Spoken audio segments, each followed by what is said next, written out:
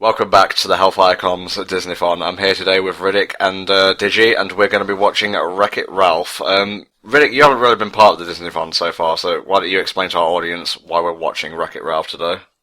We are watching Wreck-It Ralph because it's an amazing movie and a huge shout out to gamers everywhere. This movie is littered to the brim with loads of video game references and is based on video games itself. Of course. Digi, why do you like Whir so much? Whir? Yes. Well, Tom, I think you'll find that Whir is, as Riddick said, basically the perfect amalgamation of film and gaming to date. I think it encapsulates pretty much everything we love about arcades, about games, about everything, and wraps it up nicely in a very good story with some pretty likeable characters thrown in. It could be so try-hard and so trite, but it ends up being more earnest than anything, and I think that's why people have really taken to it. Yeah, it's one of those ones that was it was announced and people kind of thought, how are they going to pull this off? Are we going to get another Super Mario Brothers? Are we going to get something good? And it turned out we got something amazing. Now, this game I think is based on Wrecking Crew. It's been kind of debated. We've got Wrecking Crew, but we've also got, the cabinet itself is very reminiscent of Donkey Kong Jr. and all that. And then with Fix It Feel It Jr. as well. That's John C. Reilly as Ralph himself. Great job. Very good job. Now, I'm going to be giving a lot of trivia here. First little bit of trivia here. When Felix picked up that pie, that was one of the sound effects from Mega Man 3. Nice. It's just one of the subtle little things in the movie. A lot of them you'll see or hear that more hardcore gamers, quote unquote, will notice. Some won't. Like this bit right here just shuffles through so many games. You've got Asteroids, Pac-Man stays for the whole thing. If you look to the right in a minute, you will see Sonic the Fighters right there. Huh. This calls to me in various ways because I am a massive arcade person. I could happily go into, Hollywood Bowl or something that's got one of these massive, huge arcades and be like, right, I've got 20 quid, where's the change machine? I have extremely fond memories of going to the arcade in town on my lunch break in secondary school and sneaking in a game of Marvel vs. Capcom 2, House of the Dead 2 and so on. Yeah, and look at that seamless transition. What do you guys think about the Nicelanders they look 3D modelled, obviously, but they still have the pixely juttery movement. What do you guys think of that? I really like it. I really like it as well. The movie actually uses a few different art styles. These guys are exclusive to the Wreck-It Ralph machine, and I think it helps, it gives a very world feel to it. He's done. So done. Just 1000% done. I kind of feel sorry for Ralph. Well, obviously, you're meant to. Yeah. And pop. I love that little bit. That's accumulated over 30 years. Stump's still there, though. I never noticed in the background, look at the reflection on that pond. That's all juttery and pixely as well. That's very well done.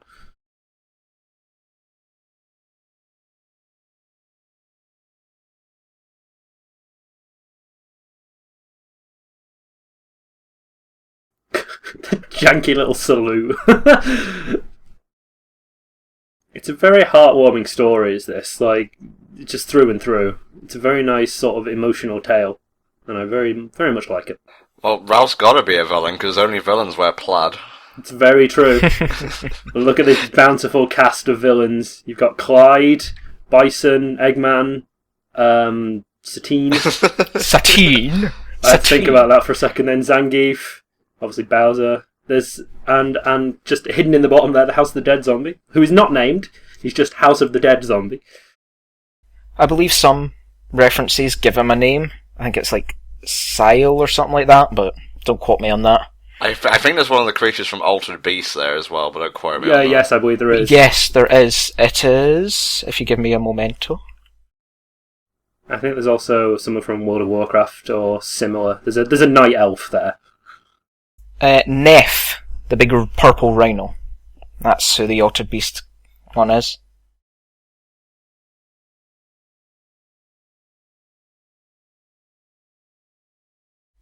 I love this zombie. Yeah. This is me when I've woken up trying to talk to people, and it's also me when I'm tired and trying to talk to people. So just there, that character you've seen, the cyborg, people are kind of thinking it's Kano, and the reason people think that is when he rips out the heart, that's one of Kano's finishers from Mortal Kombat. So a little hint there at Mortal Kombat. And I think most of the original... I'm not sure if many of the villains in here, because not all of them speak, but original voice actors are kept pretty much through and through the film, which was basically the trade-off for being able to make it, because he went blue. Because most of the sort of companies and things that these games come from, when Disney first pitched Wreck-It Ralph to them, they were like, but then Disney was like, actually, no, you're going to like choose how we use your character. We want to use your licenses and we want to use your characters to make this the best film we can. But we're going to give you creative control throughout the entire thing. We're going to send you updates. We're going to send you what we're doing, scripts and things like that. So all of the game companies that are involved in this were there from the very start and continue to see it through to the end, which I think is one of the reasons it performs so well, because everything's very true to form. Zangief isn't technically a villain, but I believe it was either Donnie or Sky who told me this, that one of the creators had a really hard time beating Zangief in, I think it was Street Fighter 2 back in the day. And because of that experience, they put him in as a bad guy. It's just like a nod to that experience. Brilliant. Another little bit of trivia there was M. Bison wasn't originally planned to be there. It was originally planned to be Wily, but for unknown reasons he was cut and replaced with Bison. Oh, Wily would have been great. I love the little Ralph sprite as well. It looks so adorable. Now, even more trivia. These bits here, you see the tram stations, the graffiti. In the bit we were just in, on the wall, there was Leroy. I saw Leroy, yeah. Yeah, you've seen Leroy in there, and then in the one we're about to go into now, you will see Jenkins. That is a reference to World of Warcraft. A very famous reference. I'm gonna need some numbers here. I got 33.3 repeating, of course. Oh, it said Aerith dies back there. Yep, it says Aerith dies, it says all your base belong to us, loads of different things. Look at all these characters. I know. Oh, the scene must have been a nightmare to animate, but it looks so good. It's a visual treat is what it is. Oh, yeah. There's Satine. Surge Protector.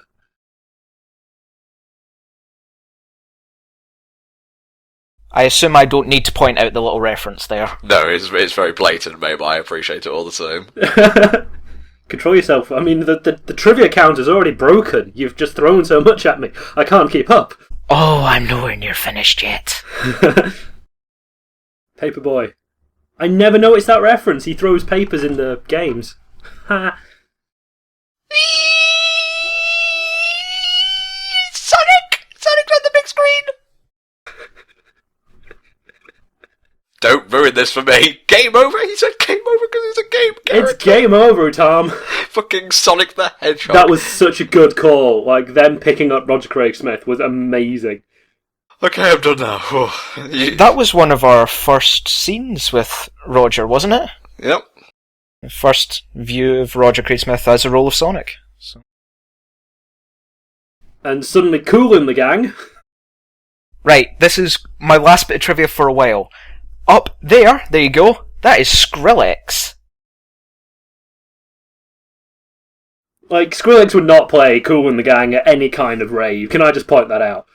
Although he does produce one of the songs on the soundtrack, which you'll hear later, and I'll point it out when we get to it. No, it'd be like Celebrate Good Times, Come On, and then the bass would drop. Celebrate good...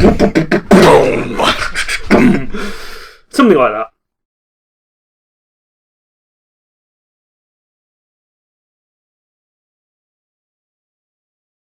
Pac-Man doing shots. How dare they invite Pac-Man?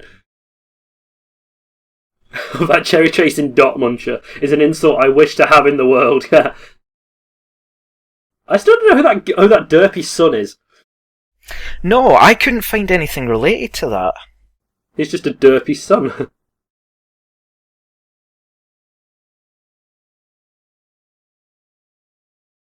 Now, fun fact, I believe they went to Nintendo and asked if they could use Mario, but Nintendo were all, nah, son, no, we need, like, a truck full more, like, money. No, you're close. The reason they didn't use him, I believe they got permission, but the reason they didn't use him is because they couldn't find a scene that suited him. They found it really difficult to slot him into the film, so they just didn't use him. But I believe they got all the legal docs out of the way. Oh, that reason doesn't fit into my anti-Nintendo agenda.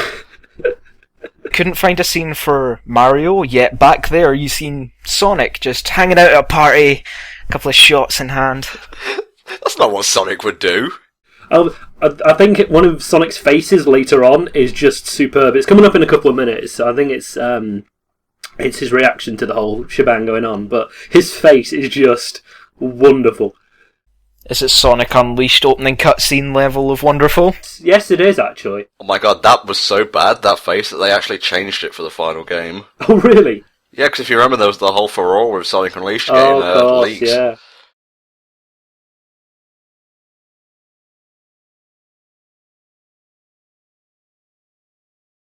This is me trying to set up a commentary right here. Me and Riddick are Ralph, Felix in this situation. Tom's there like, yeah, I never had commentary before. You know, it'd just be nice if I could come in and do some with you guys. Do you want to do 5 movies for this Disneython thing I'm setting up?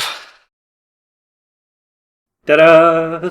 So I'm breaking my promise, another little bit of trivia.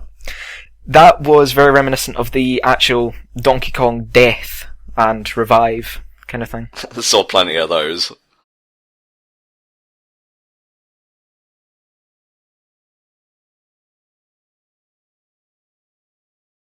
You throw me off the building every night, man. Oh, how much I'd kill to get a cake like this. Oh, yes. And the amount of effort that you're about to hear gets put into it. Oh, Ralph at the bottom. Don't eat that shit flavoured.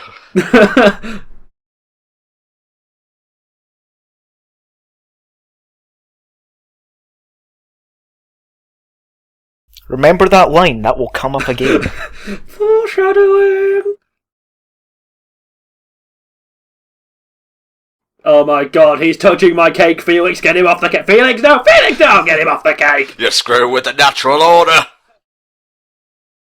Suddenly goes Super Saiyan and fatalities him. Ooh! Ooh! You know, when he'd done that, I honestly thought he'd put the actual Nicelander guy down on the mud. Yeah. That would have been great, just upside down. Yeah, because Felix has been a gentleman about this whole thing. He's not to blame. Felix is the one that's trying to keep it all under control. Although, look at him here, he's just like, Yeah, Felix is like that gentleman that doesn't know what to do when an argument kicks off. Which is ironic, because he can fix anything. Well, yeah, but I can't imagine clocking a Nicelander with a hammer will really diffuse the situation. That will also come into play later. I don't want to point out, at this point, it's not even Ralph being the bad guy. It's that Nicelander, whose name escapes me, and that jaw drop pisses Ralph off and causes all this mess. Yeah. Look at the pixelated fucking... Oh, so good.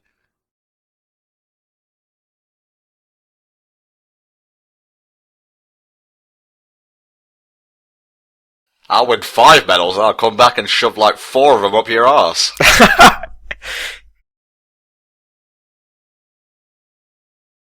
Because medals have pants. It's true. Confirmed, ladies and gentlemen. Can we still eat the goop?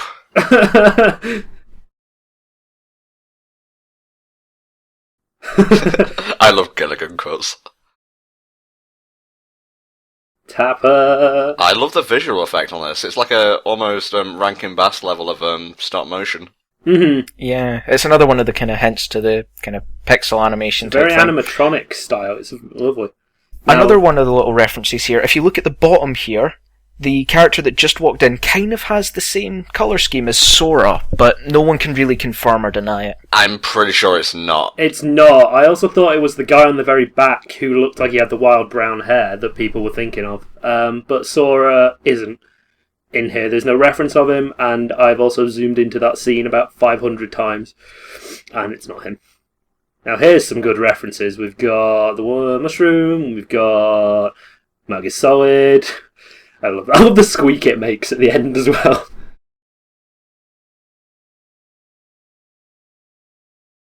And all those drawings on the back wall there, I believe, there's Sonic, are done by like the concept artists for the film.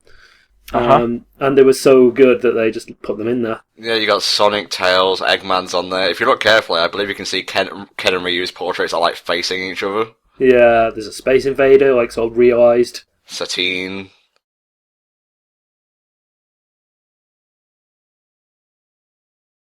Sagat, E Honda. There's Tails, I just spotted him. There's a lot of Street Fighter in this. Yes, there is, yeah. Another one you just seen, I think he was under, if not right beside Sonic, but the director, Rich Moore, is actually drawn up there. There he is, right underneath Sonic. He was the supervising director on Futurama, I believe. Oh. Also, speaking of Street Fighter, I think it was earlier when they were in the arcade. Now, I'm going to be a massive Street Fighter noob. Which one of Ryu and Ken has the Hadouken? Ryu? Did they both have it? I can't remember. But Ryu has the Hadouken, I believe. But Kyle Hebert, I love pronouncing his name like that. I don't know how you actually pronounce his name, but I always pronounce it Hebert. I think it's Hertebert. Kyle Hebert, who plays Ryu, I believe it's one of these two orders. Either he did a Shoryuken in the film and he recorded the line for Hadouken, or he did a Hadouken and recorded the line for Shoryuken. They didn't realise until they'd nearly finishing the film, and we're like, shit, Kyle, can you get back in here? Can you just re-record this? Oh, poor Qbert. As if that wasn't obvious. Jesus Christ.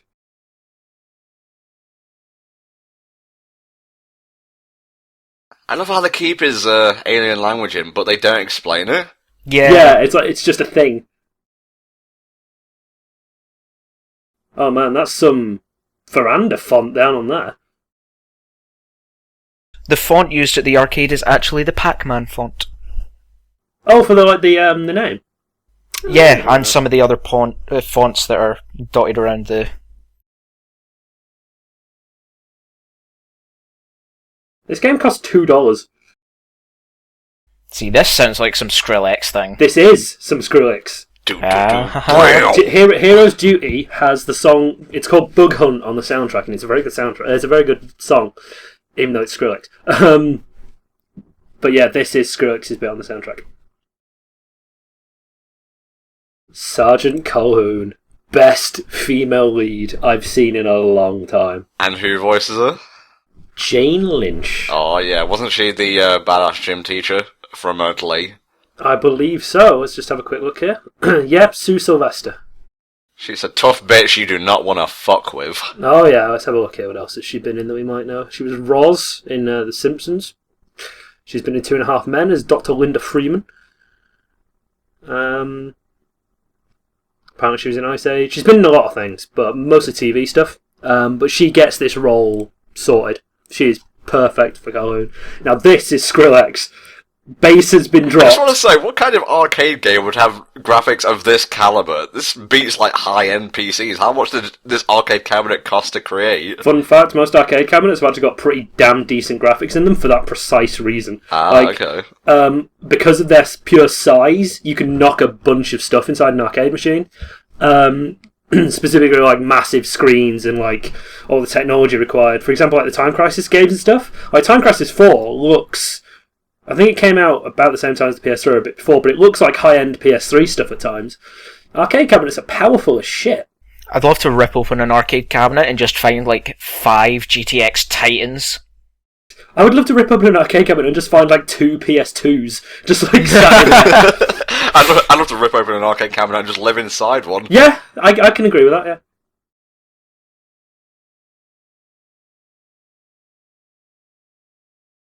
I'm just bopping in my seat here. I fucking love this song.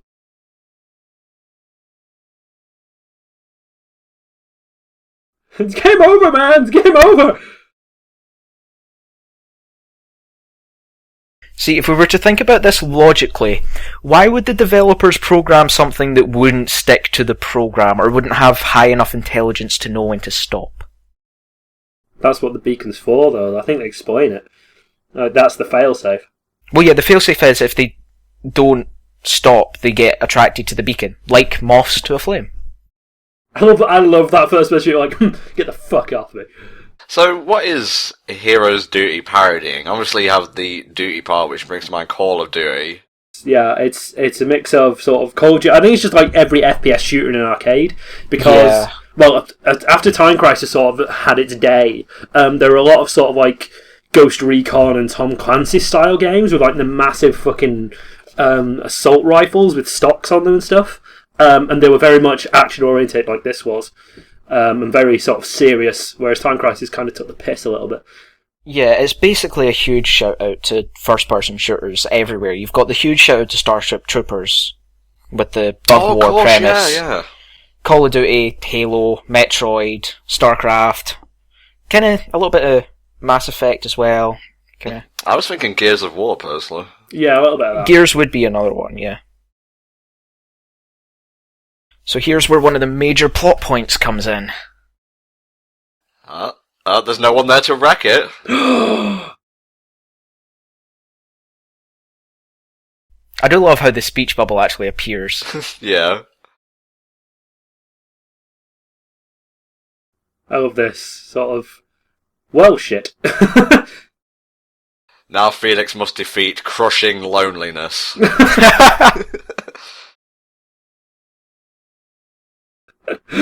I do love how, on the screen, it looks like he's doing the actual animations, but in reality, he's just being dragged about. Yeah. And he's just trying to play it. And this is another interesting thing. The characters can take control. So does this mean when the characters are messing about, when the arcade's closed, are the controls on the arcade machines all going crazy? I think so. Now, this whole thing about, like, concepts becoming animate and doing their own thing isn't really new. Obviously, you had Toy Story, and to a more related sense, I guess, Osmosis Jones, with the whole personification of things inside a person's body. Damn, Osmosis Jones. But it's done really well here, and it's given a lot of love, and I think that's why it pays off in the end. On that day, the Nicelanders received a grim reminder. The recession will capture even the oldest of arcade cabinets.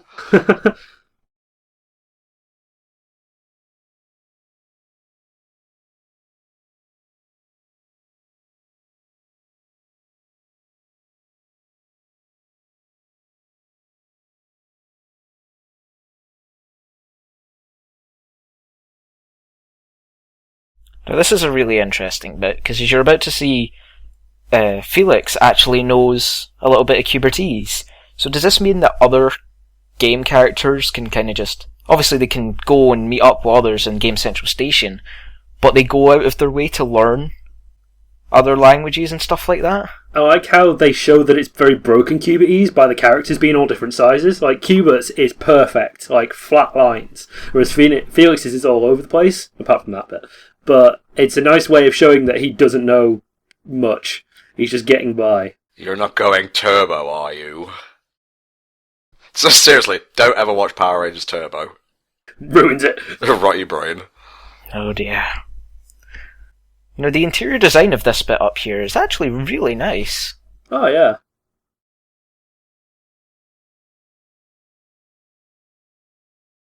Best female lead.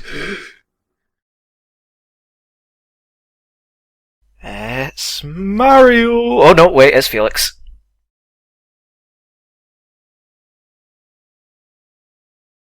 That ship is indestructible. Obviously, arcade machines are very advanced, apart from the fact they don't have destructible environments.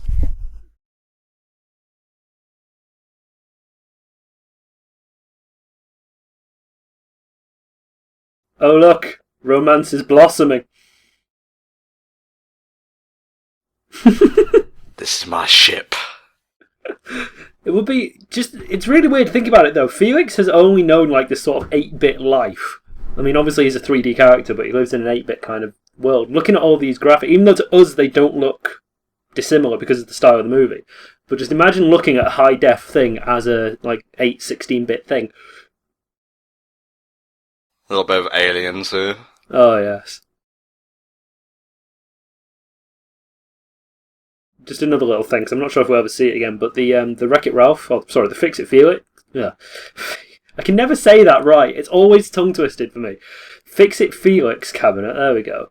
The high score on it is 120501, which if you split it out, becomes 120501, which is actually Walt Disney's birthday. Really?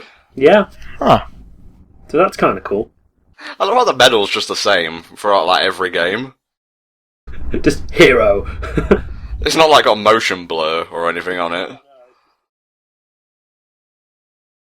The pixelated tears. And I think if you looked closely, the glass actually smashed into pixels as well. It does, yeah.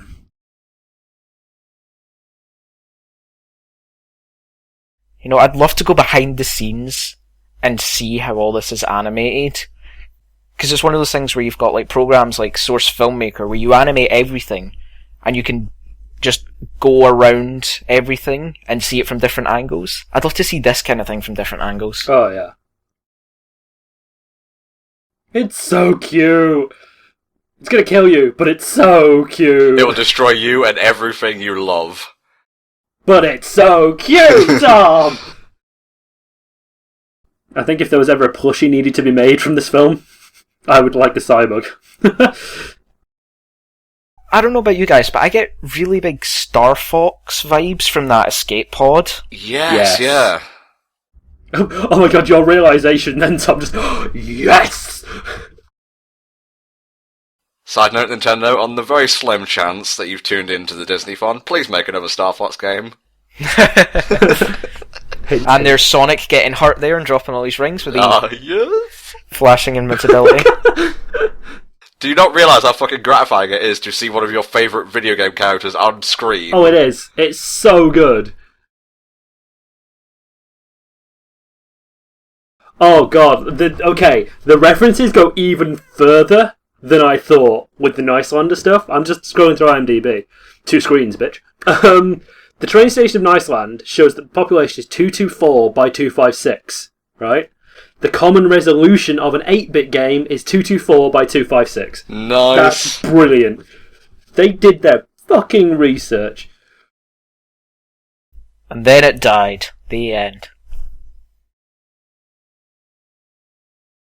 This song. If you haven't heard this song on its own, go and look it up. It's so good. Don't stop the commentary or anything. Yeah, just listen to it at the end of the credits. It's fine, you can wait. But yeah, AKB48, one of the most successful J-pop bands, was drafted in for this, and I'm so glad they kept it in the Western release because they could have easily changed it, but it just would not have been the same. It has to be that stupid catchy bullshit that gets stuck in your head for months. Dude, I want an actual arcade cabinet of Sugar Rush. That shit looks so fun. do I. Yeah. Oh yeah.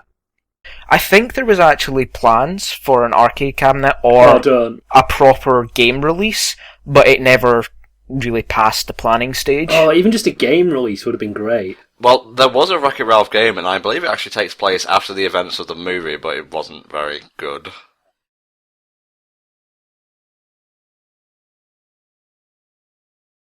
Well, speaking of arcade cabinets, at the back of one of the Tomorrowland souvenir stores in Disneyland, there are Fix-It Felix Jr. arcade machines. And there was a Flash game online, yes, actually. There was, yeah. Hello, Sarah Silverman. Yes. Yeah. This is a bit of a, I don't want to say controversial choice, but a divisive one, maybe. Because I personally find Sarah Silverman, and this is very hypocritical of me to say, but a little bit annoying. But I think she perfectly fits the character of Vanellope here. She suits the role. Oh, yeah.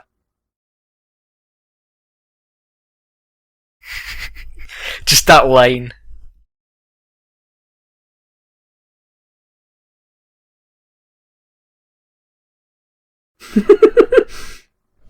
She's such a snarky bitch. It's great. Also, now that she's been introduced, all the The characters for the main four, so Ralph, Felix, Vanellope, and Calhoun, are all based off the looks of their voice actors, which you can definitely see with Vanellope.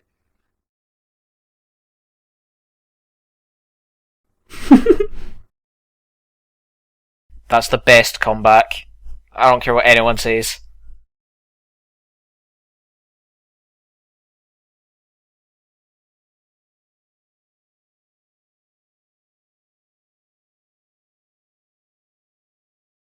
Sugar Rush would make a good multi-genre game with lots of different mini-games and all that, with kind of platforming like this.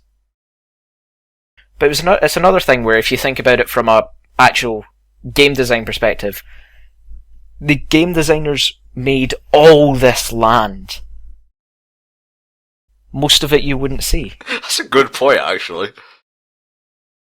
Because, I mean, in Fix-It Felix, you've seen literally off the sides is just a kind of black void type thing. Oh look, plot point.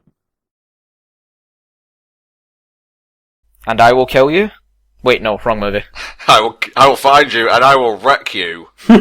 I'm gonna wreck you! Just make sure he Shreks himself first. I want to play Fatal Assault. That shit sounds awesome. Burger time, hell's yeah. Yeah, back there, you've seen a couple of kind of princesses. It's debated whether they're hints at Disney princesses or possibly Peach and Peach Daisy. and Daisy, yeah, I was going to say that. There was another bit earlier on where Chun-Li and one of the other, I think it was Cammy. Oh, yeah, they were walking through Central Station, yeah. Yeah, they were walking through Central Station, and it's kind of a known thing where it kind of looks like Peach and Daisy in that scene.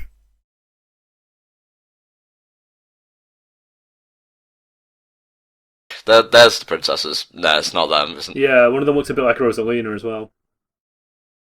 Yeah, there's a character who looks like Deku's Scrub Ling, but now that I'm watching this in high definition, you can clearly tell it's not. Yeah, it's alluded. Yeah, it was confirmed that it wasn't. It's actually, another, if you give me a moment to scroll through things, it's Bentley Bear from Crystal Castles. It's a bear with the green cap. The most tragic backstory ever invented! I love how she gets a minigun from her wedding dress. Like, that's an army sergeant right there. When you go to your wedding.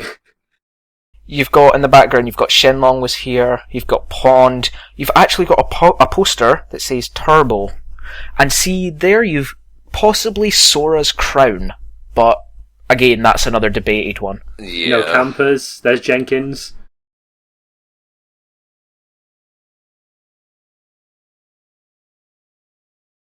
Snap. Job done. I love how Felix nearly falls there. So here we have Sugar Rush, filled with candy. I would try to do a King Candy impression, but I'd fail horribly. Wonderful use of colour throughout this world. Definitely. It really pops against like Hero's Duty and so on. If you pay careful attention, some of these races have got the most stupid and amazing names. Oh god, these names, when I first heard them, I honestly wanted to punch my screen. Me introducing every commentary. Actually, both characters at the same time. Yeah, it's before pressing record and then after pressing record. Thank you. Hello, I'm on Tom 64! Welcome! Welcome! Fun fact, the guy who plays Sour Bill is actually the same guy who does Zangief's voice, Rich Moore. Nice. And whilst I'm on the cast list, if I can find King Candy, there's a man called Alan Tudyk, who I have never heard of. Oh, he's going to be in Frozen, though. That's interesting. I think he does a really good job as King Candy, and King Candy himself is a very entertaining character. Oh, yeah. Definitely fits the scenario very well. Like most things at Wreck-It Ralph, he veers dangerously towards being obnoxious, but thanks to the good writing, he just comes off as more entertaining than anything.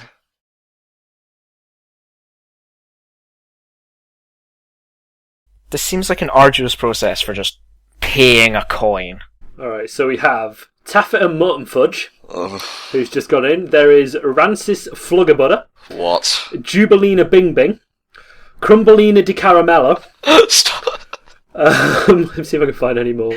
Digi, please stop. I like having two screens. I don't want to put my hand through one. And various others.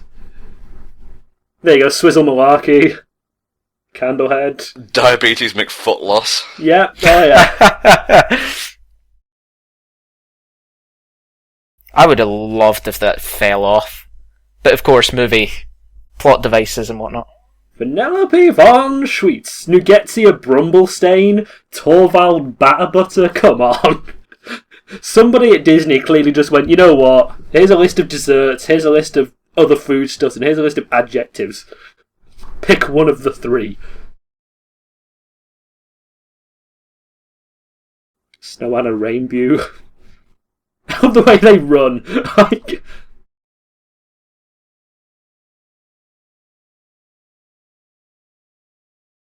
I'm not sure if I like the Mon design of the Grimace.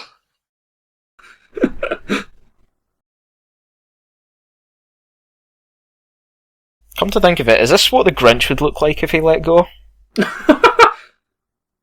And millions of citizens dead, thousands injured. Millions are dead! If you look at it, these are all candy that can easily be, like, hurt. Like, you actually see one of the love heart candy things. His head rolls off. Yeah, its head rolls off and it chases after it, and then gets run over by it. Well, it's okay, because he was destined to be eaten anyway.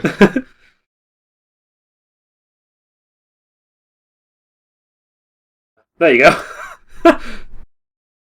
And then it gets rolled over. A major accident in Sugar Rush today where millions were injured and hundreds and thousands sprinkled across the land. I'll see myself out. Thank you very much. That's me done.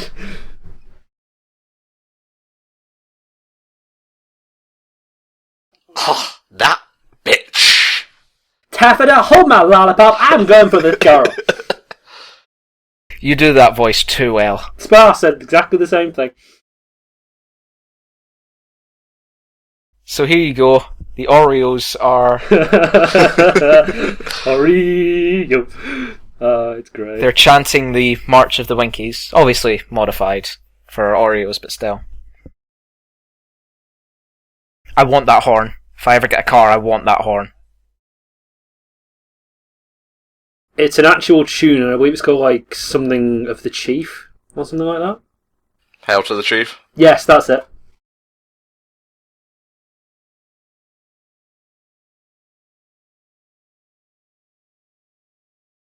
Candy! I keep telling you, Ralph, I'm not the donut guy. I'm just King Candy. Played in the live-action film by David Bowie. You're going to give me a heart attack soon, stop it. What, from me doing the voice or all the sugar that we've got on screen right now? Better column A, better column B, lots of column C. No, I told you, I'm strictly in space and Lost Galaxy.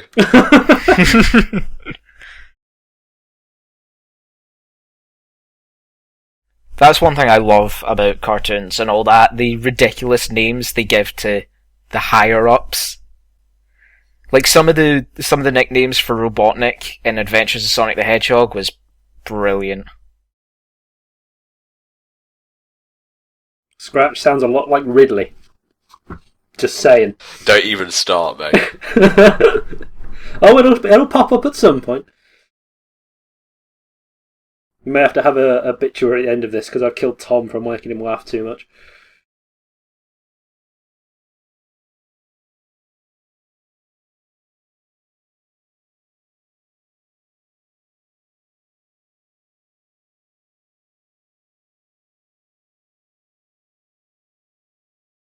I love that name. The puns, they begin.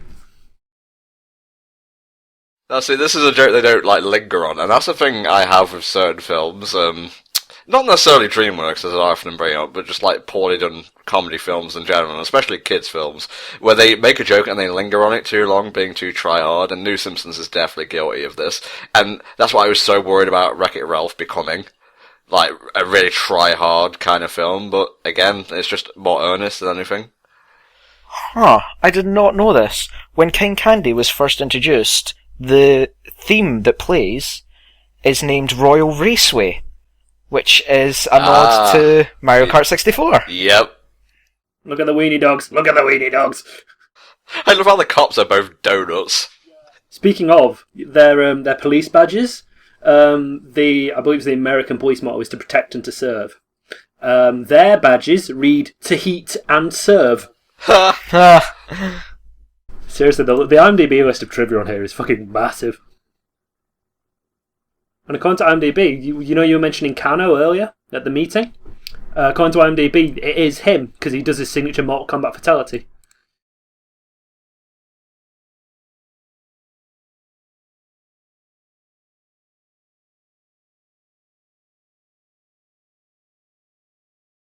No, we came to knife you, actually. Gonna shank you outside Tesco. Shank him up, Taffeta! Shank this bitch! I'm gonna shank it! He did! I love the lickety split.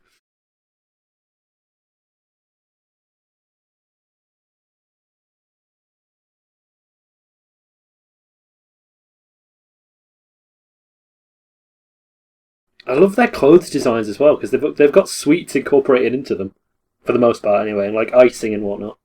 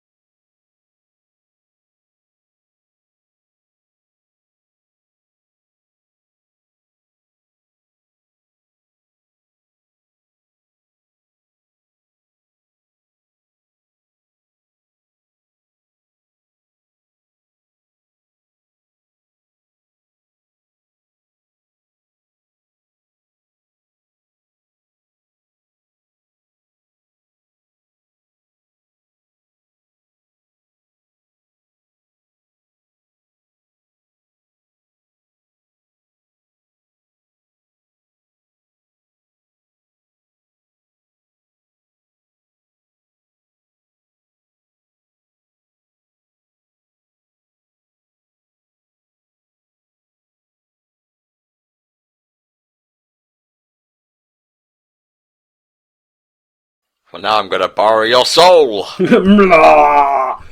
Suddenly, cameo by Kane from the Soul Reaver games. Or Raziel, I believe, is his actual name. Here we go! One of the best running jokes of the film.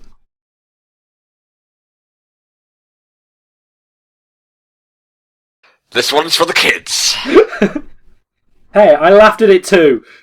The problem with this one is, I don't know about England, but in Scotland, duty isn't really a word that's used all that much. It's a very much American joke, is this. Duty is, for the Brits watching who don't understand yet, duty is an American slang, usually kids' word for poop. So this joke makes a lot more sense once you know that. But the first time I heard it, I'm like, heroes... Oh, it took a moment to process.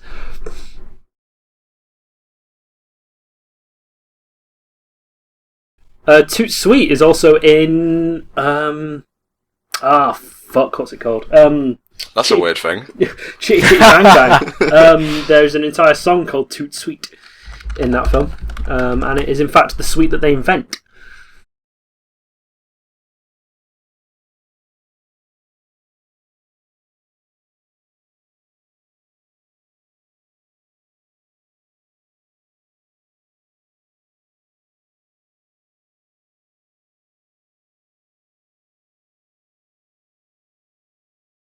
If I shake your hand, I will crush your entire body. You might want to think twice about this.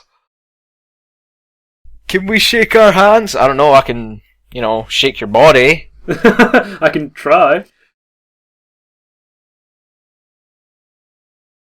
memories from, like, Tom and Jerry, where, like, Jerry would be grabbed and his head would just expand, like, squeaking. Always with the squeak. Always with the squeak. Man, Tom and Jerry was a great series. That's still going. Is it? Yeah. Remember Tom and Jerry Kids? It's the Tom and Jerry Kids. Gotta be there where all the action is. Do I remember Tom and Jerry Kids? Do I? Alright, Nostalgia Meister, calm it down. See, the only reason I really remember that is because I had a friend at my primary school called Jamie, and we always used to, like, play fight, and we would, our other friends would sing the Tom and Jamie Kids. And for those that don't know, my real name is also Tom. There are two Toms here. Hello. The Southern Tom and the Northern Tom. Well, technically the Middle Eastern Tom, but never mind. The two divided by land. And not much else, really.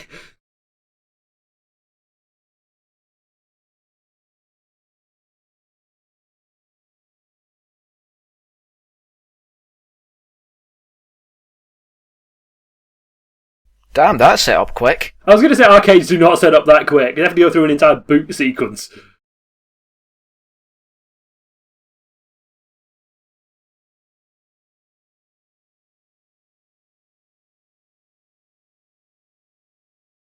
Really?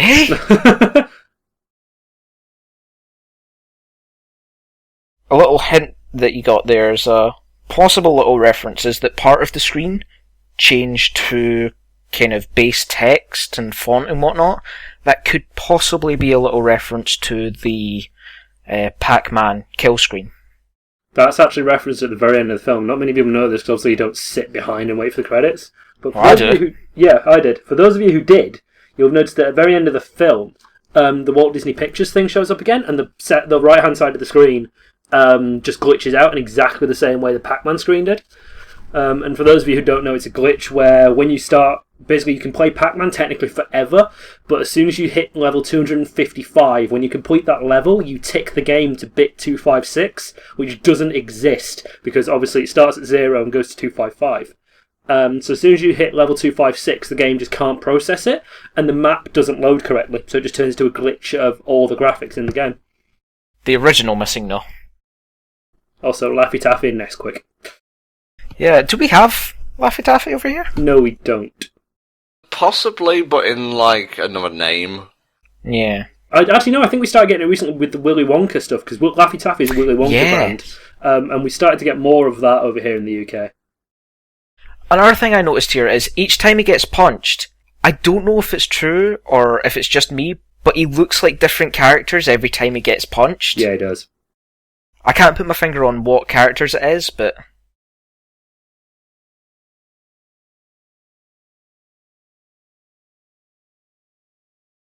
I love that little choir, just like, oh yes. Choir ring intensifies.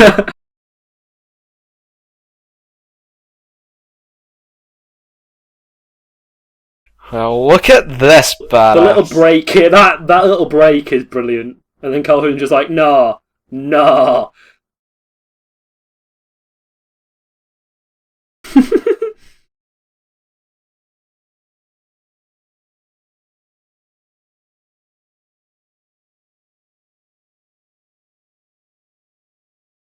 Ah, love-struck fools.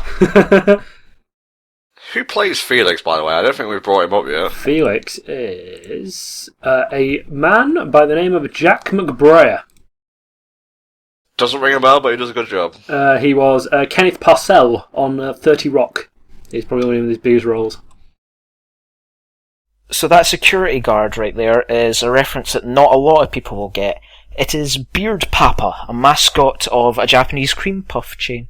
Ah, and I think he's voiced by John DiMaggio, actually. Yes, he is. And also just there was a possible Sonic reference. Knuckles. And then again, here's another reference. Gladys.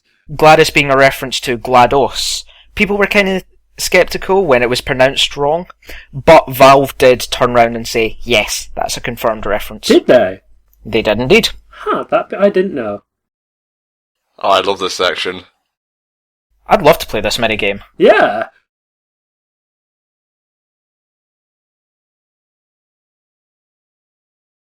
It reminds me, what was the game? I think it was on Sega All-Stars, back on the PS2 with the iToy. Mm-hmm. You had to direct the, I can't remember what series it was from. I'm sure someone somewhere will know it. But you had to put the different colour characters into their respective corners. Oh, Puyo Pop. Yes, Puyo Pop, that was it. Puyo I Pop. love that one. Sega All-Stars was amazing with the iToy. I hated the Knights game, though. Knights and Super Monkey Ball was horrible. And for Crazy Taxi, all you had to do was, like, shout. Yeah. Parents loved it. Buttload of frosting coming right up. Too much frosting! Too much frosting! That cannon is a chicken, and it's shooting eggs. Yeah, it fires eggs. Yeah. You punch a chicken to get its eggs. I love how all that minigame stuff was presented in what's essentially 2D. Yeah, like a side-scroller, yeah. It's beautiful. It looks like Willy Wonka threw up on it. Also, I love the "Let's leave this place in mint condition" poster up there with a little mint. Ba-da-ba-ba-da-ba. Boink. Also, I think we may have missed it earlier, but there was a couple of hidden Mickeys that we've not pointed out. Oh, there's hidden Mickeys everywhere. They were too well hidden. There was one in Litwack's place, and 2 pieces of candy, like lying around Sugar Rush somewhere, look like Mickey's face. Well, they're hidden for a reason. Icing does not do that. I've tried.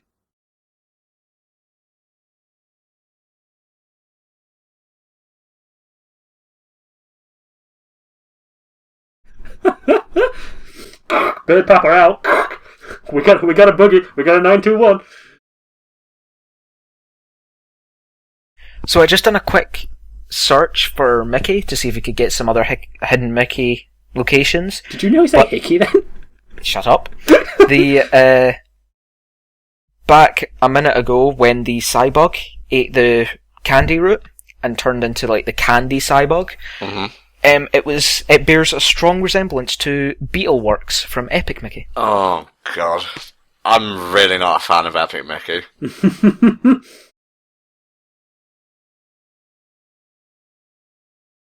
It just glazed me.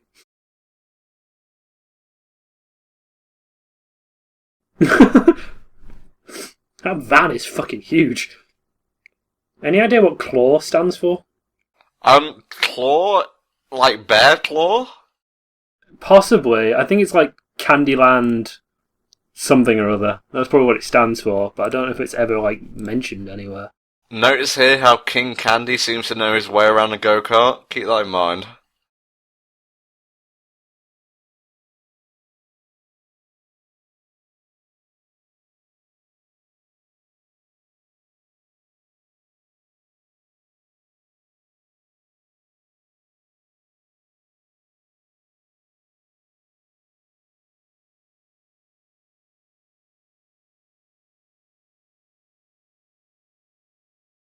You're going to kill me because I'm mentioning the races again, and I know how much you love the naming.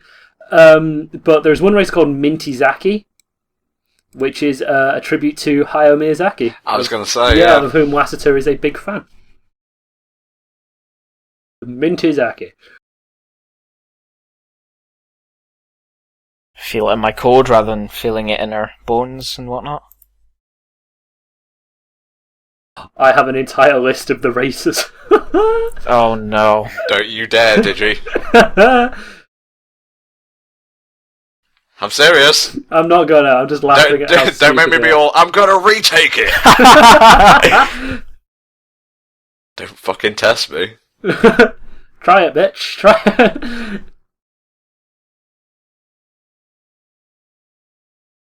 What does a glitch know about being a grown-up?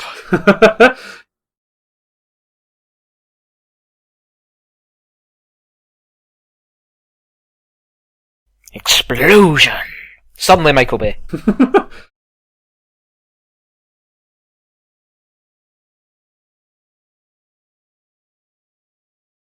Look at all the mints. Once again, Nintendo, if you happen to have tuned in, go talk to Disney. Get this as the next Mario Kart bonus level. Actually, it's funny that you say that, because there's like a sweet-themed level or something in Mario Kart 8.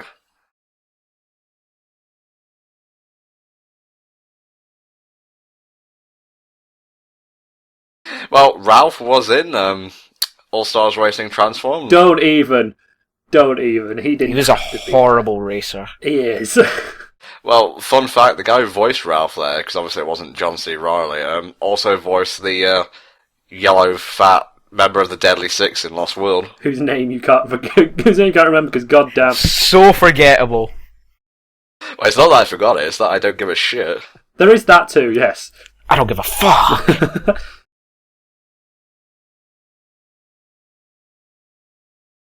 If you were written into the code, you must have had a purpose.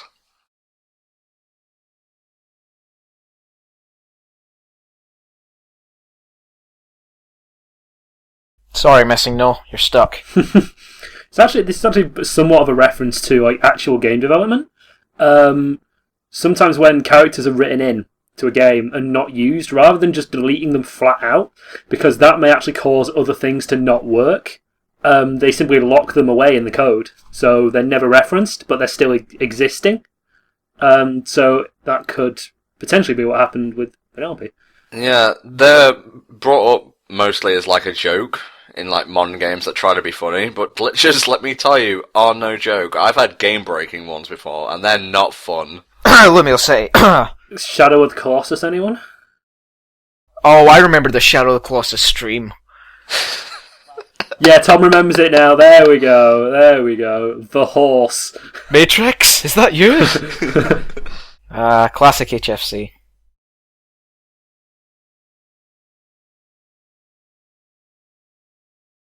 Also, what do we feel about Rihanna's inclusion in this section coming up? The song fits, but I'm sure they could have found some better songs. Because it fits, but barely. It's a very tentative link. However, they did do a good job at fitting the actual animation and movie with the song. Mm-hmm. I'm sure they could have had Nintendo's artists, like, put together a little Mario Kart-esque tune.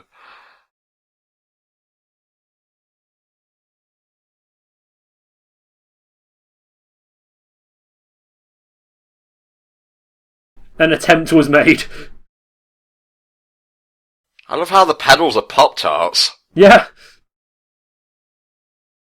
As long as one of them doesn't sprout a cat head and a tail and fly off in rainbows, I'm fine with it.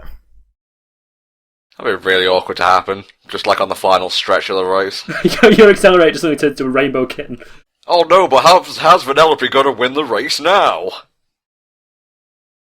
Something that's quite funny about this scene is that not only did Vanellope learn to drive, but inadvertently Ralph did as well. Because he slowly learned how her cart worked and was coaching with it. That's a good point. Because he did say he'd never done it before, so.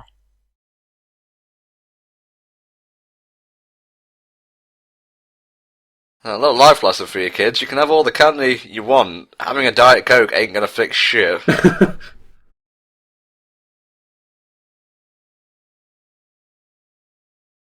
trying to remember what they're called. The unfinished bridge up there is made out of, I think it's called pink wafers. They're just called pink wafers, yeah. Yep. Nicest shit ever. I don't know if it was just me, but up in Scotland we had ones that were Pink Panther branded. They're the ones that we've got. And I always used to call them just the Pink Panther biscuits. Those were amazing.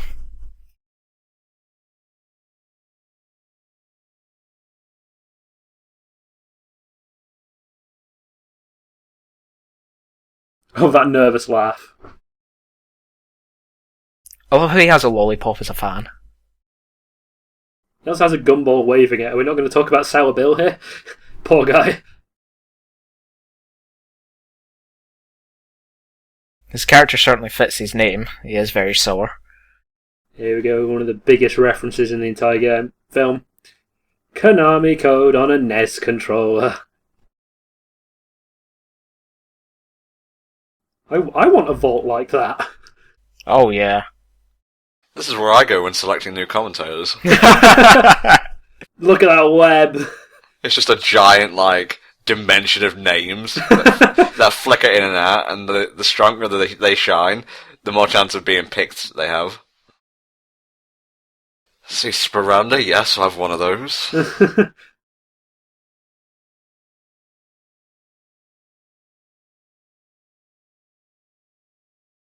Well, this doesn't seem pretentious in the slightest. If you look around here, just on sort of the bottom of the screen, right where the medal was just then, that little car icon, potentially it looks a little bit like Turbo's car that you saw earlier in the film. I keep wanting to call this a game. It is a game, Digi. Get used to it. Fuck.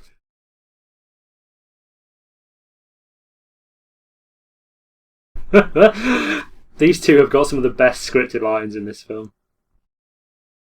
There was a huge ad campaign for Wreck-It Ralph where it was the voice actors for these two, like, doing all these different kind of training things like their character would do to, like, learn how their character would act. So there was, like, the kickboxing and military obstacle courses and all that. And she would always just stand on the sidelines and laugh as he kept failing. So I'm not sure if this is true because I'm just flicking through the list here, but apparently... Oh no, yep, I was right. That guy who is unfortunately no longer with us, God rest his soul. God rest his code. Well done! He's called Brad. And in the... I can't remember it in the US version, but in the UK version they released, he was voiced by a Radio 1 DJ called Nick Grimshaw. Uh-huh. That is supposedly why it took so bloody long to get it over here, because they had to redo that line. It's like in Shrek 2, where they changed the voice of the ugly stepsister and another person to Jonathan Ross and Joan Rivers. Oh, yeah. Wait, no, they changed Joan Rivers to someone else. I don't know why, but whenever I watch Shrek 2 now, it's so fucking jarring when Jonathan Ross starts speaking, because the voice quality is so drastically different to, like, everything else. It is a smidge peculiar. But yeah, for some odd reason they had to get some wanky Radio 1 DJ in. I don't like Nick Grimshaw. just throwing that out there. Really? I couldn't tell. Another thing about the racers, you mentioned Minty Zaki earlier. Oh, yeah. Well, Vanellope herself is actually a reference to Wacky Races. Oh, yeah. Yes! Of course. Vanellope Pit Stop. That's the one. I love this bit though. Of course they're going to like you. You're adorable! Everybody likes an adorable winner.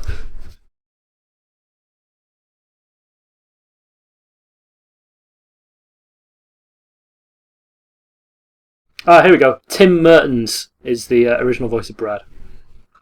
Don't know who he is, but we got Grimshaw instead. Well, he's no longer with us, so it doesn't matter. Sadly, God rest his code. God rest his code. Just like, you bastard! I'm gonna dethrone you! And that's 4 on the I'm going to insert word here count. That's the best pun.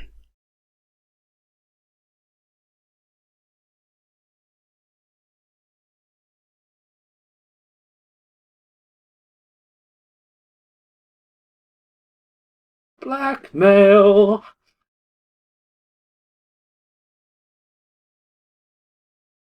But he didn't earn that medal. Could it really work for Ralph?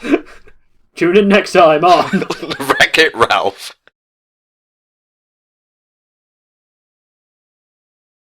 And finding a new bow tie each day, seriously, it's crazy. Oh, his bow tie's a street rapper. I was going to say, yeah, I was just about to make a joke about quality street rappers. Tomorrow I'm going to go for the green triangle rapper. Just between you and me, Digi, and also Riddick, I guess. I love the quality streets that are like chocolate with strawberry filling. Yes. Tom, you are my broser. See, mine were always the fudge. Mine were always the fudge ones. Get out. Strawberry truffles all the way, man.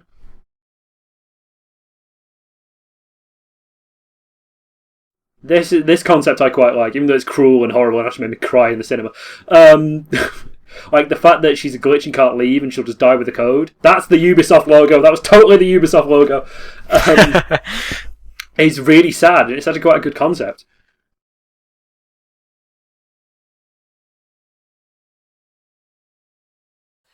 I'm sure they could leave her out of the next game, but put her in as DLC.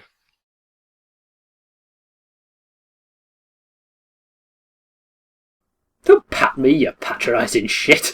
I could knock you into this fudge.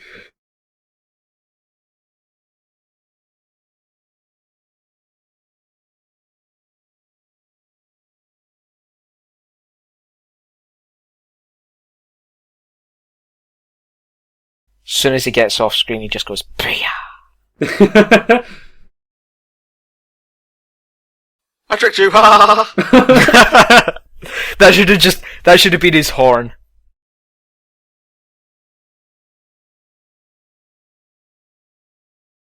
Don't you do it, Ralph.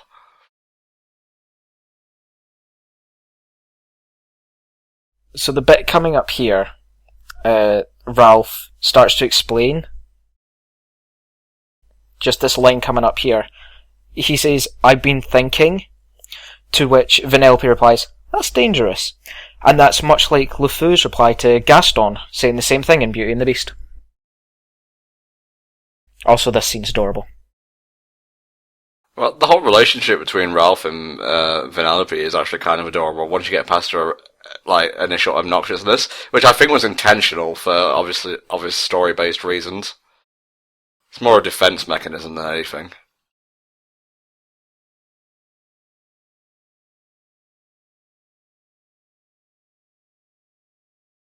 And do not break my go-kart! By royal decree. Don't do it. In fact, I chose him specifically because he did not want to break my go-kart. I went through the applications and this guy was the only one that ticked the box saying, "Do you want to break the cart?" No, so he's hired.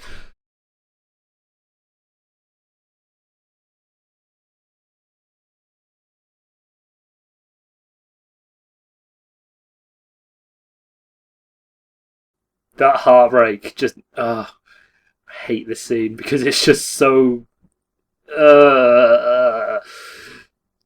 That was my mental state of mind when I first watched this bit.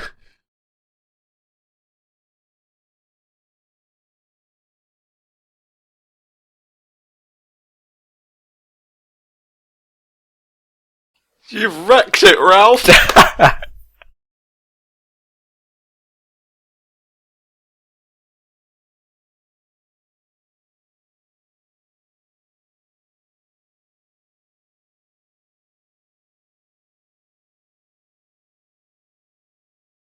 I feel really sorry for her at this point because she's got all this bit to her where she's finally getting to it. She's gonna race, she's gonna win.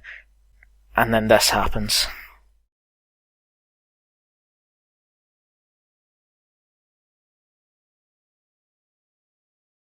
In the end, we all live up to our name, and in the end, Ralph truly wrecked it. It's also a possible subtle hint at Cinderella there, where the sisters destroy the dress. Yes, yeah.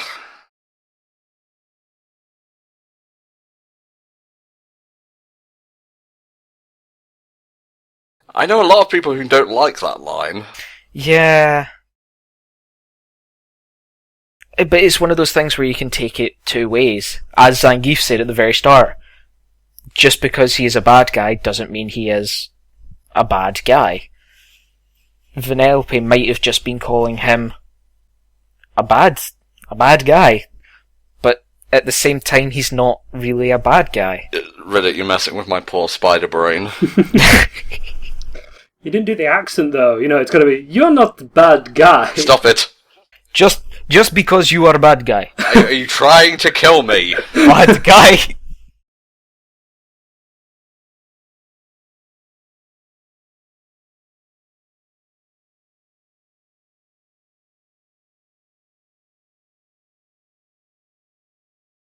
The recession hit the Newlanders hard. The Bitcoin crash just ruined them. Oh, you motherfucker. Sorry. I like how Ralph didn't notice this outside. Yeah, sure is orange today. Has the sun gone down? Wait a minute.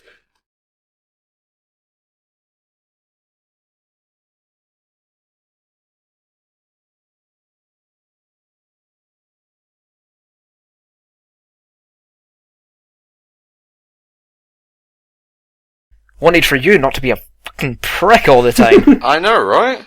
Worst landlord ever. Just because you're programmed to hate me doesn't mean you have to dislike me. That's another one of those things where you think about it. Do all characters hate the bad guy of the game? Because you've got Sonic and Eggman, Mario and Bowser and all that in this. Do they hate them outside of the programmed game?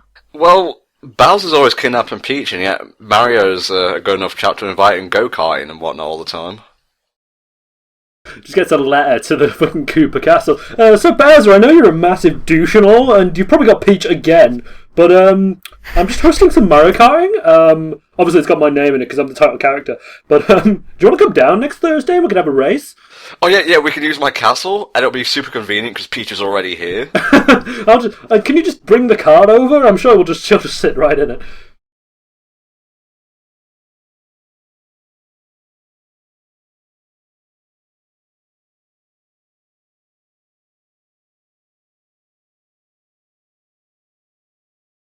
Fun little fact about that realisation then.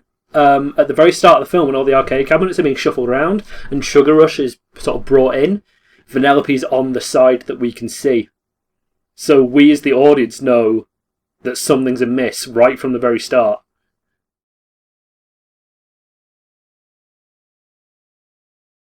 That was also a reference to Heart of Darkness.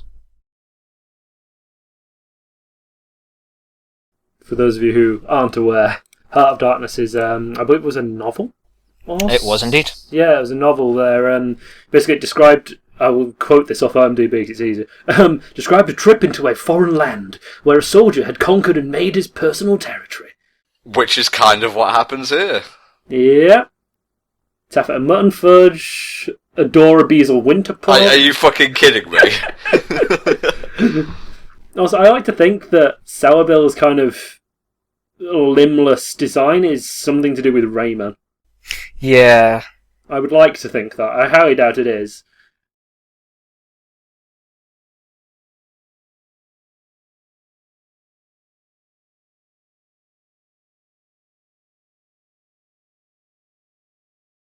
You know, with a name like Fungin, don't think it'd be that bad a place. Well, actually, that's where you'd be wrong. It's one of the most horrific places anywhere, really. It's got a -3 on TripAdvisor.com. I just got the sudden, remembrance of the Simpsons episode where Homer goes to hell and he's tortured by getting overfed donuts. Well, have all the donuts in the world. Well... Oh, shit. This looks... fun?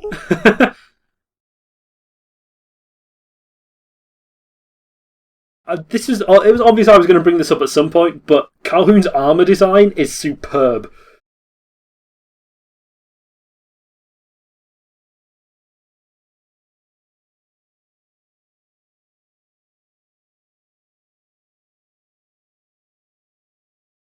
You tried, Felix. It just made the bars worse. An attempt was made.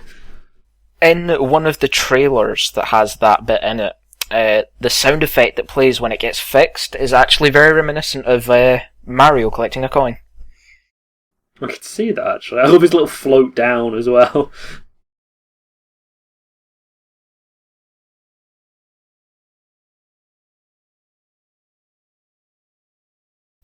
I love how he never says a bad word.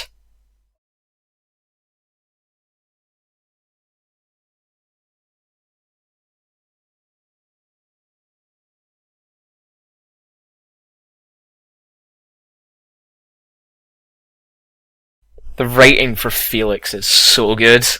You can tell it was made in the 80s.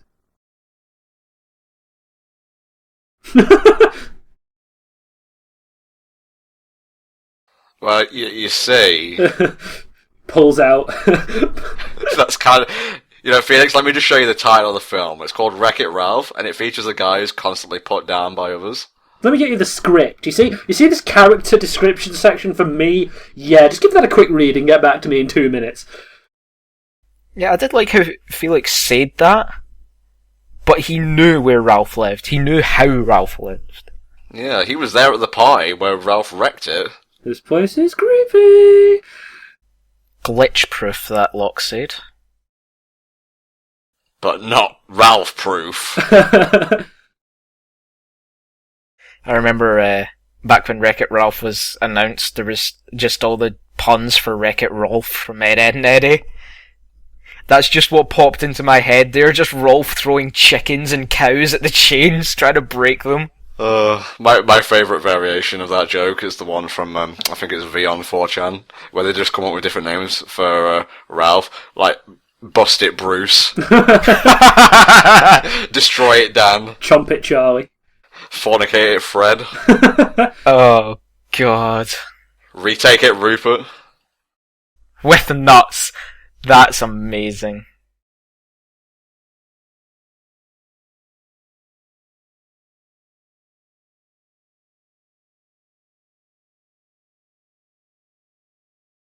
Oh dear.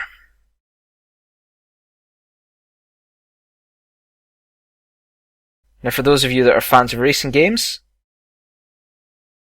kind of starting sequence there would look very familiar. Especially Nintendo racing games, with a certain character burning out a little bit. Dude, you have no idea how hyped I am for Mario Kart 8.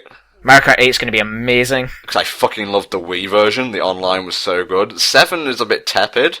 It's perfectly solid. There's nothing particularly wrong with it, apart from the fact that the new tracks are bland. But yeah, 8's gonna be the shit. Anti-gravity. Oh yeah. 8 is on Wii U, isn't it? Uh-huh. Will you be attempting to get it on a Wii U when you get your hands on one? Naturally. But of course. But sis, why wasn't this made into at least an arcade machine? Damn right, just look at it. Nintendo would make a really good job at this. And actually, speaking of arcade cabinets, there is a Mario Kart arcade made by Namco. So, yeah. So, kind of the bomb type move there. A la mode!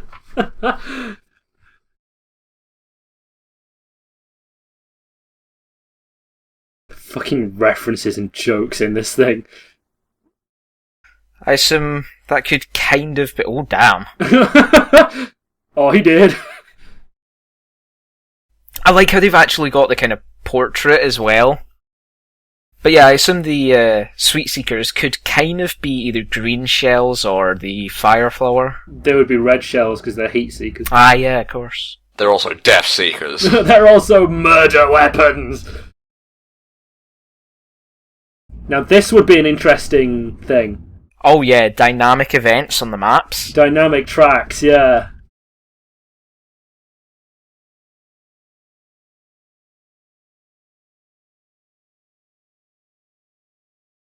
This sequence reminds me of the escaping from...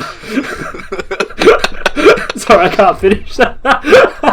Hello and welcome back to the LP of Super Metroid Kart, featuring me, the Gaming Brit. That's what you get for not being part of the Disneython, Brit.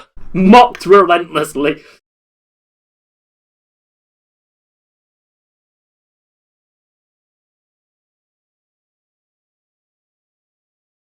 Oh, but glitching's fun. I mean, hell, people like MBM make a living out of it. That fucking punch. Calhoun does not, she's not a woman to fuck with. She can, knock out Ralph with just one blindside. I imagine Calhoun would be, one of the ones that could actually block a Ralph punch. Oh, yeah.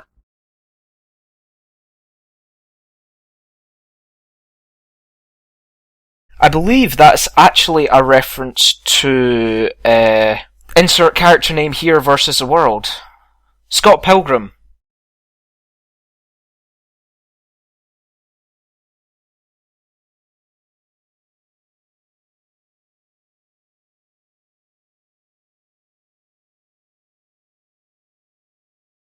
I love how they've got like a candy coat on them, because obviously they become what they eat, so they've literally become candy. Yeah, look at this. It's got like a snow environment, it's got the normal candy environment, you've got a whole game's worth, you got like levels ready-made for you. And then, just as we're about to see the hidden shortcuts,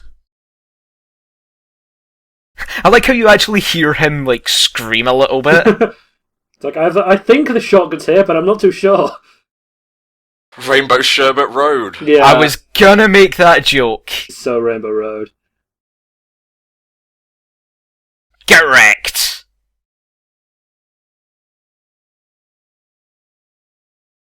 Wrong gear, Penelope.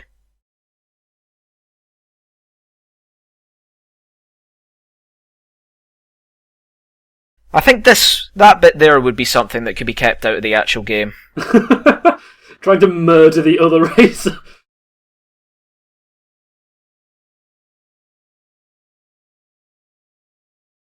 Who's seen this one coming?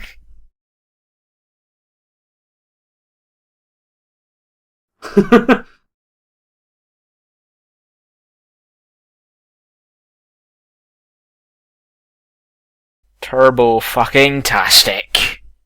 One of the things that kind of gave it away before, even the hints started appearing is his head was in the shape, it was like the silhouette, if you looked at it, it looked like a guy wearing a racing helmet.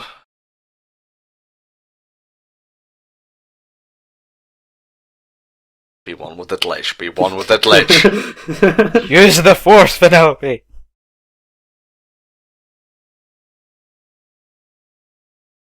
Of that little trumpet fanfare, it's like, congratulations, Penelope! You did the thing!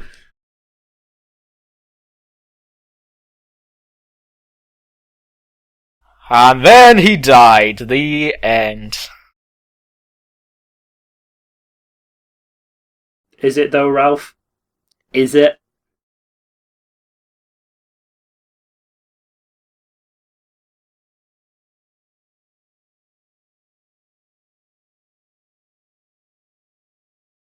This is just like being hit with a blue shell.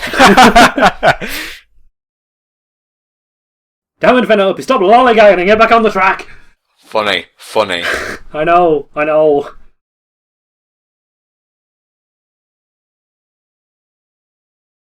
Yeah, they're eating the finish line. I like how one of the racers actually just drove the car up to it.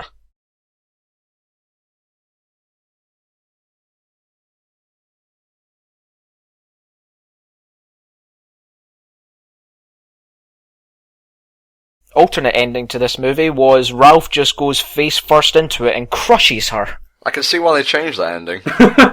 Not quite kid friendly, yeah. Yeah, it didn't screen test very well.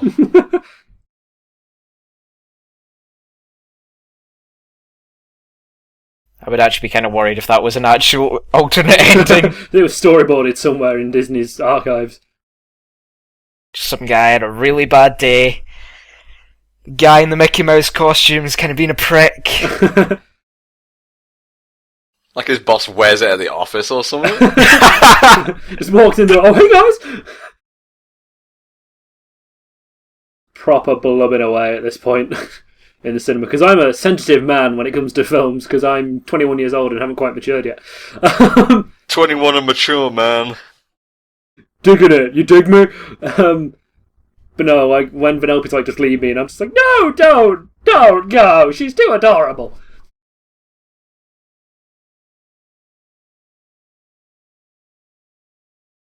Now, have any of you actually tried the Mentos and Diet Coke thing? I've tried it with proper Coke, but never Diet. No, I've tried it with Diet Coke. Oh, it's fun. What the actual fuck? I've got nightmare fuel right here. I did not see this coming when I first watched the film. No, I thought it was dead. I thought it'd gone, but it's so creepy. Do you know why this was a thing as well? Because the filmmakers decided that neither King Candy or Turbo himself was like intimidating enough for a final battle. So they decided, you know what? We're going to make this abomination. Well, intimidating maybe not, but Turbo is very creepy. I'm sorry, but Turbo used rollout. The joke had to be made. Well, it didn't read it, but you made it now, so it's cool. It's cool. I'll edit it out. Welcome back to the Disneython. I'm here with and Digi. So, what do you? Just completely redub Riddick with like Spar or something. I could continue. I mean, he is using Fly right now. Never again, Riddick.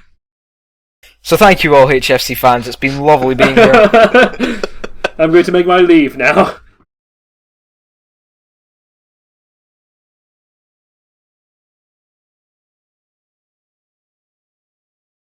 This isn't flying, this is dying with style. But no, seriously, this scene is actually, like I said, very earnest and a touch heartwarming, actually. Very much so, yes. Also, that Superman pose.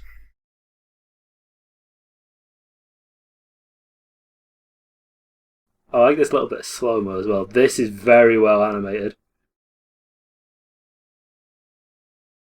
Like all the individual Mentos. Then suddenly fanfare.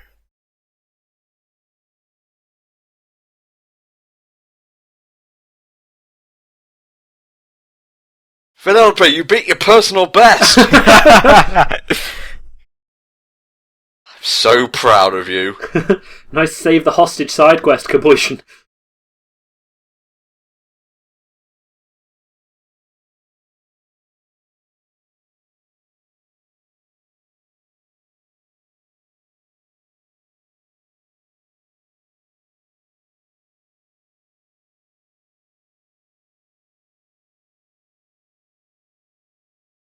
Don't go into the light!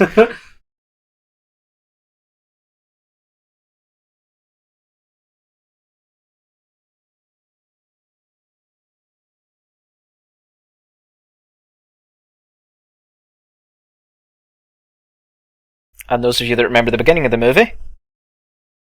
Ah, yeah, that's a good point. It ends as it began, in a pile of shit. Well, that's not quite what we were going for, but sure, let's run with it. Gosh darn diggity.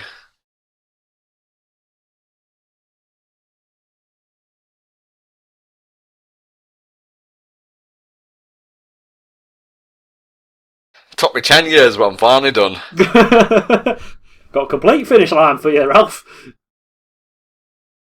Now this effect here is beautiful. All of Sugar Rush is really nice. I don't think we've given it enough credit, really.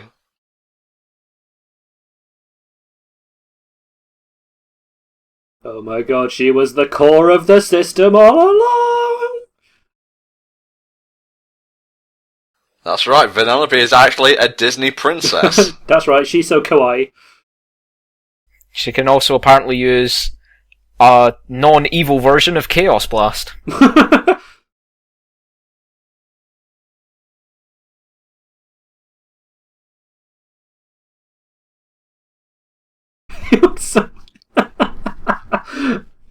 Oh, Sour Bill. What a twist! Penelope handles this like a pro as well.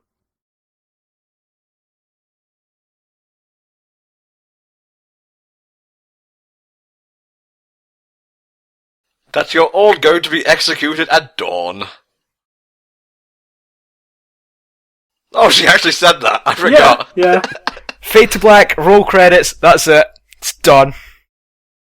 Felix is like, oh shit. Ralph's like, oh okay. And Calhoun's like, yeah. I can get behind this shit. Varying degrees of want. So you've gone mad with power, Vanellope. I'm going to leave you to it now. See you later.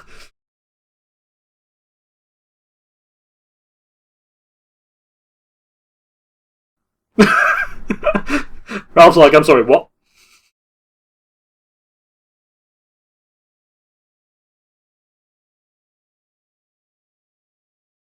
That can be a really annoying final boss. Oh god. Don't even tempt them. Yeah, much like nitrous oxide in Crash Team Racing, that fucking piece of shit. Ah. Oh, fuck that guy. Jesus. Oh, they're getting rid of the monarchy? No, presidential diplomacy. What, is Ralph's first name Wreck-It? I think so. First name Wreck-It, last name Ralph. Well, yeah, if you think about it, it's first name Sonic, last name Hedgehog, so... Middle name The.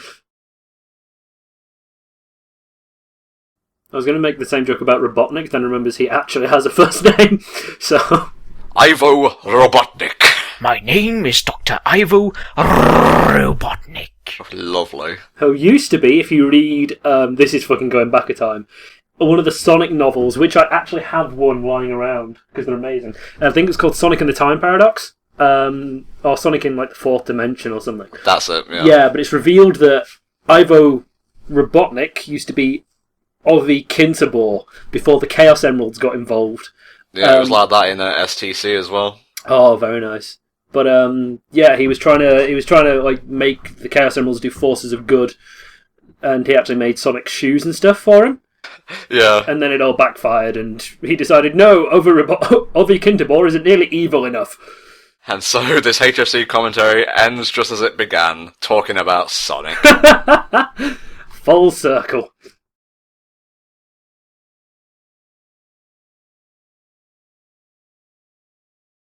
Oh, that's so great to hear, Ralph. Whee!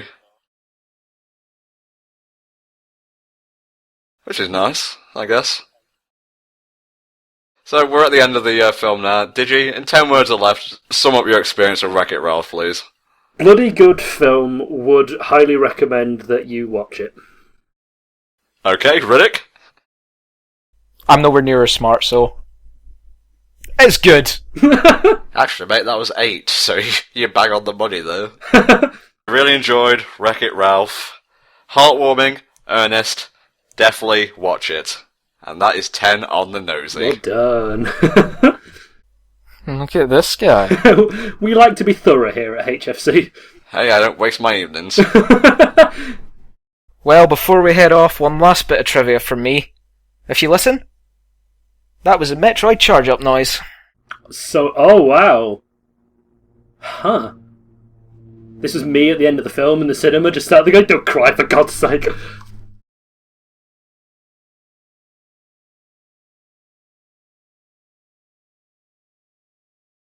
It's so good. Just the movie, the feeling, the tone, the animation, the music. I went in just expecting an entertaining time, and I came out with what is possibly one of my favourite Disney movies, video games or not really. So I would definitely recommend you all, if this is your first time watching the movie, watch it again without commentary. But as for us, this is the end of week 2 of the marathon, and we'll see you all next time for week 3. Bye bye.